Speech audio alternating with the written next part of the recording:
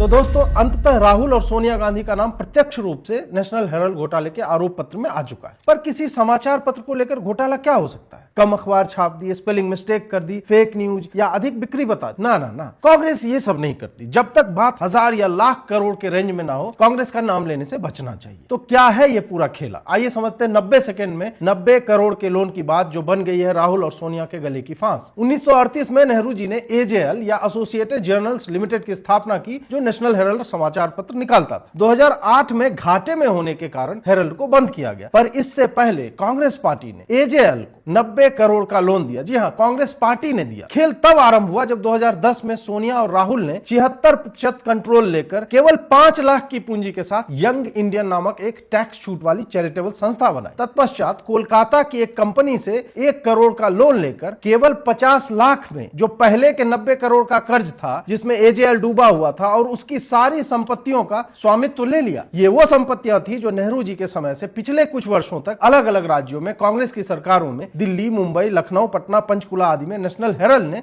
औने पौने मूल्य पर लिए थे। इसे पैसों का हेरफेर मानते हुए ईडी एवं इनकम टैक्स विभाग समेत सुब्रमण्यम स्वामी ने धोखाधड़ी का केस किया हुआ। यह मामला सिर्फ पैसे का नहीं बल्कि सत्ता के दुरुपयोग से कानून के साथ खिलवाड़ का है। 50 लाख में 2000 करोड़ की संपत्ति। आप क्या सोचते हैं?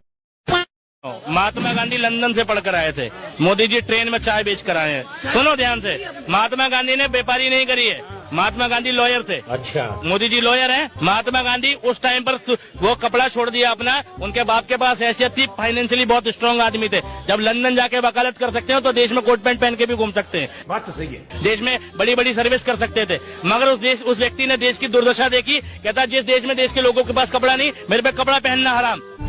ठीक, महात्मा गांधी वो थे। उसका कंपैरिजन तुम उस व्यक्ति से कर रहे हो जो 10 लाख का सूट पहन के घूम रहा है। मोदी की मतलब महात्मा गांधी का कंपैरिजन मोदी से करोगे तुम? मोदी और महात्मा गांधी में जमीन आसमान का फर्क है। आपने कहा कि वो पाकिस्तान के फादर ऑफ द नेशन बनने, यू सेड दिस। अच्छा, पाकिस्तान के फादर ऑफ द नेशन कौन थे? जिन्ना। नो, पाकिस्तान बना है, बनाया किसने? It was an agreement. सारे फ्रीडम फाइटर्स जो थे हमारे, वो किसी ने, गोरों ने बनाया, अंग्रेजों ने बनाया। नहीं, पाकिस्तान तो नहीं था ना, 47 में बना ना। किसने बनाया आप बताइए ना। एक आदमी नहीं बना सकता, बनाया किसने? अब यही तो मैं बता रहा हूँ। भारत तो शुरू से भारत था, भारत तो और बड़ा था। पर गांधी जी ने कैसे बनाया? आप बोल रही हैं इनको, आप लोग बोलते हैं राष्ट्रपिता, आप बोलते हैं ना। हम पिता कैसे मान ले किसी को? गांधी जी ने बनाया, नेशन बनाया एक ही, दैट इज पाकिस्तान। इंदिरा गांधी ने बनाया बांग्लादेश, दैट वाज गुड, तोड़ दिया। इंदिरा गांधी ने बनाया मैं इंदिरा गांधी को ज्यादा मानता हूं देन महात्मा गांधी। उन्होंने तो पाकिस्तान की बैंड बजा के बांग्लादेश इधर कर दिया, भले ही अपने पास नहीं रखा, लेकिन वो बेटर थे। लेकिन मैं कैसे मान लूं कि भारत के राष्ट्रपिता कैसे हो सकते? भारत तो है, था, ऋषि मुनि का देश, कलयुग कहां से आ रहा है? कैसे बन सकते? क्योंकि आपने भारत नहीं बनाया, आपने पाकिस्तान बनाया है, तो पीपल शुड वर्शिप हिम। मेरा एक ही सवाल है भाई, जो आदमी माफी वीर था उसको 27 साल उन्होंने बंदी बना के क्यों रखा? अंग्रेजों ने 27 साल बंदी बना के क्यों रखा उस आदमी को जो माफी वीर था? यही एक सवाल आप अपने आप से पूछिए, उसके बारे में सोचिए। और जो माफी वीर नहीं थे वो खुले क्यों घूमते रहे? उनके जेल में बटलर, बैडमिंटन कोर्ट और रोज गार्डन क्यों होता था? आगा खान पैलेस में क्यों रहते थे वो बंदी बन के? तो ये सवाल आपको अपने आप से पूछने चाहिए और रिसर्च करनी चाहिए कि भैया जो आदमी माफी वीर था, जिसने अंग्रेजों की माफी मांग ली, ये कर लिया, वो कर लिया, उसको 27 साल बंद करके क्यों रखा? वो तो उनका सबसे बड़ा पैरवी करने वाला होना चाहिए था।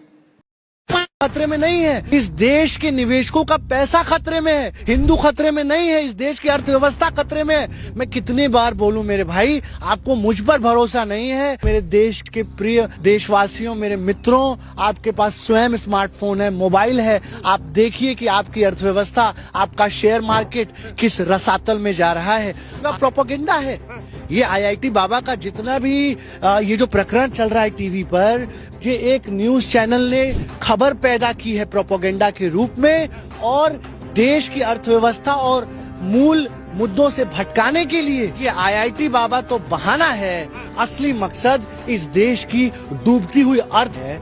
92 लाख करोड़ रुपए किसका है? अरे यहाँ तो 1000 रुपया खो जाता है तो इतना दुख होता है। भारत के लोगों का 92 लाख करोड़ रुपया पिछले 4 महीनों में स्वाहा हो गया, खत्म हो गया, और आज भी कोई मीडिया में डिबेट नहीं। मुसलमान से ज्यादा खतरनाक तो सेकुलर ही है। इसे ही मारो पहले चप्पल भिगो के जहां मिले। कि ओवैसी ने कब समझाया मुसलमानों को? भड़काने के अलावा उसका इतिहास गवाया जब से वो सांसद बना है। उसका भाई जहां भी ये देते हैं भड़काऊ भाईजान नाम पड़ गया, आप गूगल पे डाल लो। अरे भैया ये जो ओवैसी हैं ये भी तो थे मेंबर, तो उसी के मेंबर थे तो वहां बोल लेते, वहां करा लेते। लेकिन इनके खुद के 300 से ज्यादा प्रॉपर्टी हैदराबाद में वक्फ बोर्ड का जब्त करके बैठे हैं, तो इनको दर्द हो रहा है। अब्बू आदमी कहता है कि पार्लियामेंट वक्फ बोर्ड की जमीन है, कल को कह दे पूरा भारत ही वक्फ बोर्ड क्या है। चलो भैया हिंदुओं बाहर हो जाओ। और हिंदू दोगला 22 पटिशन दायर होती है, उसमें 16 दोगले हिंदू हैं। और बताओ हर तीसरा कदम कहते हैं कि हम वक्फ बोर्ड की जमीन में रख रहे हैं। ये इतना धनी कैसे हो गया भाई? तुम्हारे पास 2 लाख एकड़ जमीन नहीं थी जब आजाद हुआ था देश, आज तुम 9 लाख। अगर यही कांग्रेस और 10 साल सत्ता में आ जाती तो 18-20 लाख पहुंच गए होते। तो पूरा भारत दे दो ना उनको वक्फ बोर्ड के नाम पे। ये जो खबर है ये कोई फेक खबर दिखाई तो नहीं दे रही है, क्योंकि इस खबर के अंदर लोग आपको स्कूलों में बैठकर भोजन करते हुए दिखाई दे रहे हैं। डेफिनेटली ये लोग किसी भय से अपने घर को छोड़ करके ही यहां तक आए हैं। ऐसे में पुलिस की जिम्मेदारी बनती है, राज्य प्रशासन की जिम्मेदारी बनती है कि इस प्रकार के माइग्रेशंस को, अगर वास्तविकता में संविधान के अंदर लोगों का विश्वास है, समानता के अंदर लोगों का विश्वास है, देश के अंदर मूल अधिकार अगर हैं, तो इस तरह के पलायन को किस प्रकार से जस्टिफाई किया जा सकता है। यही कारण है कि बीजेपी के जो MP हैं वेस्ट बंगाल के अंदर, ज्योतिर्मय सिंह महतो, उन्होंने केंद्र से अपील की है कि इस क्षेत्र के अंदर आर्म्ड फोर्सेस जो हैं उनको स्पेशल प्रोटेक्शन एक्ट यानी अफ्स्पा के तहत स्पेशल ताकत दे दी जाए, और वो इस क्षेत्र में पर्टिकुलर मुर्शिदाबाद, मालदा, जिस जगह पर इस तरह की घटनाएं हुई हैं वहां पर अफ्स्पा का कानून लगाकर आर्म्ड फोर्सेस को कंट्रोल दिया जाए। पुलिस जो है वो वहां पर सरकार के कंट्रोल में होने की वजह से संभवतया इन लोगों को पूरी तरह से सुरक्षा नहीं दे पा रही। रामजी लाल सुमन जी ने क्या बोला है? क्या? मुसलमान बाबर की औलाद हैं। फिर से आ गए रे बाबा। तुम राणा सांगा की औलाद हो। रुको जरा, उसमें तुम किसके लिए है? अभी पता चलेगा। तुम हिंदुओं के लिए है। अब गर्दा उड़ेगा भैया। सदन के अंदर ये बोला कि अगर मुसलमान बाबर की औलाद है, अगर कुछ उड़ गए, खोट है इसके दिल में। आधा सच बोलना झूठ बोलने से भी ज्यादा खतरनाक होता है। ये बड़ी अच्छी बात कही है। फिर आपने कहा कि तुम किसके लिए कहा? तुम कहा बीजेपी वालों के लिए, लेकिन आपने उसमें जोड़ दिया हिंदू समाज के लिए कहा। शर्म की बात, हिंदू शब्द उन्होंने प्रयोग ही नहीं किया। पूरे उनकी लाइन पे मैं इनके 2 सर्वोच्च नेताओं के बयान आपको बताता हूँ जो इस समय सोशल मीडिया पे चल रहे हैं। अभी मजा आएगा ना भिड़ो। मोदी जी कह रहे हैं मेरा घर मुसलमानों के बीच में था, ईद पर हमारे घर मुसलमानों के घरों से खाना आता था। ये सच नहीं है ना माँ? ये सच नहीं है। योगी जी कह रहे हैं 100 मुसलमानों के बीच में भी अगर 50 हिंदू रहते हो तो वो सुरक्षित नहीं है। बहुत है, कंफ्यूजन है। अब मुझे सुधांशु भाई ये बता दें, मोदी जी का बयान सही है या योगी जी सही कह रहे हैं? ये फंस गया सीएम। जब मोदी जी बच्चे थे तब तक मुसलमानों को इतना सर पे नहीं चढ़ाया था। ओहो, कोई सेंसेस बात? क्योंकि तब ये देश सेकुलर नहीं था। कुछ भी यहाँ पे एक बात भूल गए, तब देश आजाद भी नहीं था। आजादी 2014 में मिली है। तब हिमालय में बर्फ भी नहीं पड़ती थी, हिंद महासागर में पानी भी नहीं था, और हवा तो चलती ही नहीं थी, धूप भी नहीं निकलती थी। मोदी जी सूरज लेके आए, मोदी जी चांद लेके आए, मोदी जी ने हिमालय बनाया। जो कुछ हुआ 14 के बाद खत्म गया। ये तो लेने के देने पड़ गए। और मैं पांगी घाटी की महिलाओं को 1500 रुपए की 3 किस्तें एक साथ इंदिरा गांधी प्यारी बहना सुख सम्मान निधि के तहत देने की घोषणा करता हूं। 1500 रुपए की 3 किस्तें एक साथ इंदिरा गांधी प्यारी बहना सुख सम्मान निधि के तहत देने की घोषणा करता हूं।